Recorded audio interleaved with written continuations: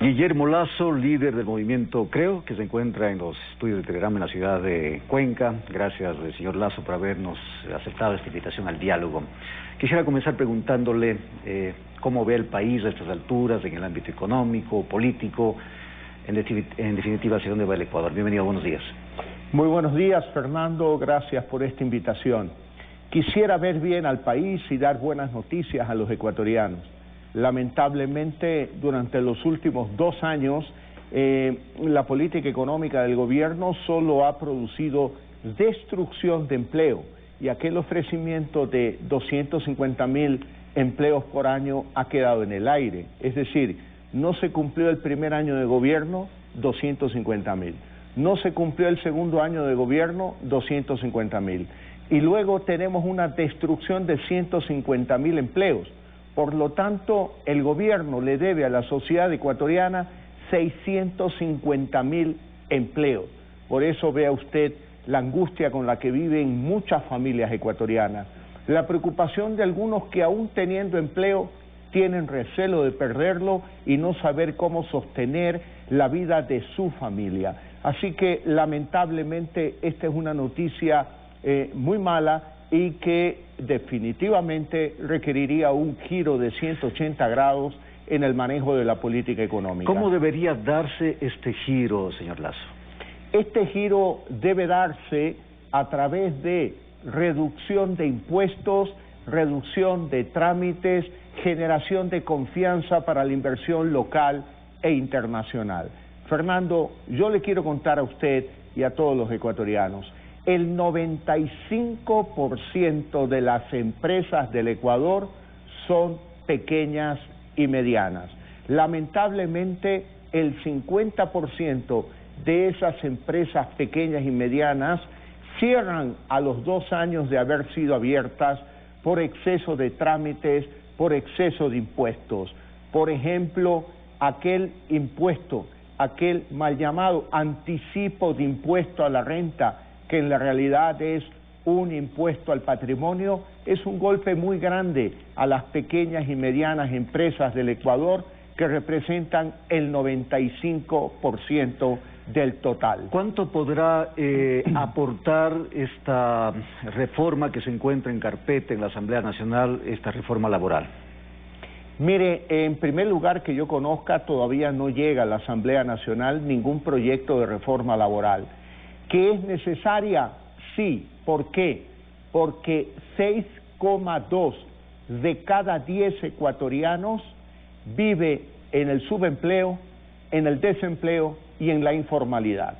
Por lo tanto, sus condiciones de vida son precarias, ya que viven con ingresos no mayores a $20 por mes y no tienen la seguridad de estar afiliados al Seguro Social y los servicios de salud que aquello implica. Por lo tanto, es necesaria una reforma que proteja los derechos adquiridos de los actuales trabajadores ecuatorianos, de aquellos 3,8 de cada 10 que sí tienen un empleo.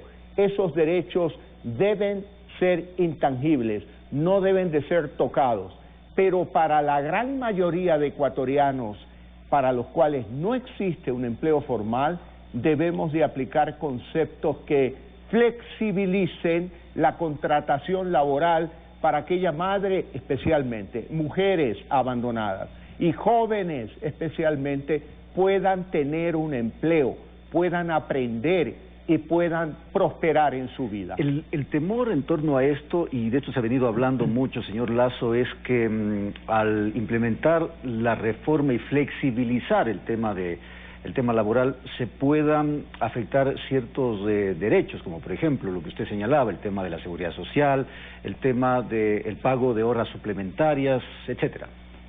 No, eso no puede ser y no debemos de tener temor, porque en el caso nuestro en Asamblea Nacional defenderemos siempre a capa y espada los derechos adquiridos de los trabajadores, que no pueden ser vulnerados. Lo que yo estoy hablando es para nuevas contrataciones, para aquellos que han estado en el desempleo por lo menos 2, 3, 4, 5 años o que nunca en la vida han tenido un empleo, que no están registrados en la Seguridad Social, que no tienen la tranquilidad de que con un empleo estable usted puede aprender e ir avanzando y prosperando en el futuro. Aquellos que hablan del temor, aquellos que hablan de proteger los derechos que nosotros también queremos proteger, de alguna manera quieren vender un paraíso sin entregarte la llave. ¿De qué sirven todos los derechos laborales si no hay acceso al empleo? Tenemos que crear acceso al empleo protegiendo los derechos adquiridos, como ya lo he dicho por tercera o cuarta vez en esta entrevista, pero creando un ambiente laboral que permita la creación de empleo para la gran mayoría de ecuatorianos. Hablemos un poquito de otro tema neurálgico en el Ecuador, que es relacionado con la corrupción. Si bien es cierto, hay procesos, pero ¿se está haciendo lo suficiente? La Fiscalía, el sistema de justicia, ¿está haciendo lo suficiente para, por una parte, determinar responsabilidades en el periodo anterior y por otra parte también atacar actos de corrupción que puedan darse en el actual gobierno? Yo diría que la Fiscalía está actuando con celeridad y correctamente en algunos casos. La preocupación es en qué casos no está actuando, porque, por ejemplo, en el tema conocido como arroz verde, son campañas hasta el 2014, pero no se ha dicho nada del financiamiento de la campaña del 2017 con dineros públicos, dinero de todos los ecuatorianos, donde participó la SENAIN, donde participó también el Banco del Pacífico, entregando dinero para esa campaña. Por lo tanto, yo creo que en esos temas la Fiscalía tiene la obligación también de actuar en todos los casos. ¿Por qué? Porque bien que haga lo que hace, pero la preocupación es qué está dejando de hacer. Y yo señalo uno de esos puntos, el financiamiento de la campaña del 2017, que sin duda alguna es un financiamiento, como ya se conoce, en principio, con recursos públicos de empresas e instituciones públicas, lo que se configura en un peculado. Ya entrando en el tema político, señor Lasso, ¿qué aspira o qué se espera del nuevo Consejo de Participación Ciudadana y Control Social que se ha conformado, se está conformando en los últimos días? Bueno, se espera que actúe con un criterio institucional, que respete lo actuado por el anterior Consejo y que obviamente cumpla con la ley. Ahora, yo no dejaré de decir mi opinión como un demócrata, y lo vengo sosteniendo desde la campaña de marzo, cuando le recomendé a los ecuatorianos, les pedí a los ecuatorianos votar nulo por el nombramiento de todos los miembros del Consejo de Participación Ciudadana. Y ese porcentaje de voto nulo, y sobre todo blanco también, fue muy alto, muy por encima de lo que ha sido tradicional en una elección en el Ecuador. ¿Por qué? Porque ese Consejo de Participación Ciudadana no debe de existir en la estructura de un Estado liberal, donde prevalecen tres poderes del Estado: el Ejecutivo, el Legislativo y el Judicial. Pero entonces hay que ir a una asamblea constituyente nuevamente para desaparecer este organismo, por lo menos eso es lo que se dice. No, hay otro camino que ya lo optó el expresidente Correa, que es una reforma parcial de la Constitución por la vía de la Asamblea Nacional.